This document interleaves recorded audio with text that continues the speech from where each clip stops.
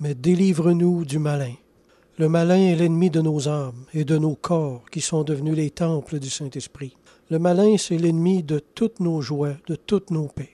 Pour nous enlever ça, il ne se trouve rien de plus efficace que de s'attaquer à nos enfants. Je me souviens d'un couple de croyants rétrogrades dont la petite fille de 3 ans était très malade. Elle vomissait depuis plusieurs jours. Le 3e jour, c'était rendu qu'elle vomissait presque à toutes les 20 minutes. Alors, le frère m'appelle au téléphone et me demande de prier pour sa fille parce que lui-même ne se sentait pas tellement en état de recevoir des grâces du Seigneur étant donné la vie déréglée dans laquelle il était en ce moment-là. Après avoir accroché, je me mets à genoux et je demande de guérir cette petite fille-là.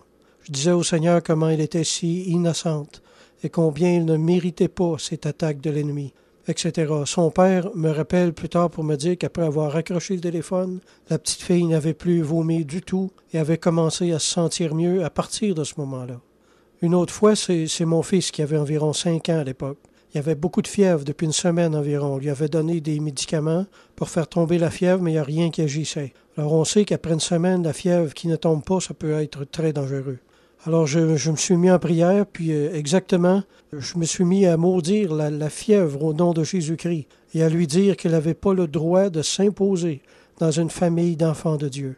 Après quelques minutes comme ça, j'ai une petite voix intérieure en moi-même qui me dit « La fièvre ne résistera pas jusqu'au matin ». Puis effectivement, le lendemain matin, la fièvre était totalement tombée.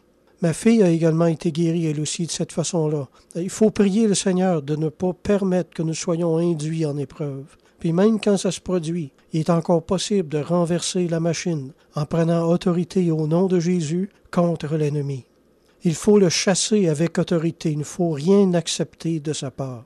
Chassons l'ennemi qui tourne autour de nos enfants parce qu'ils sont sans défense et qu'ils sont faciles à attaquer. Mais dans le Seigneur, ils sont faciles à délivrer également pour des parents qui connaissent un peu leur autorité dans la foi. Amen.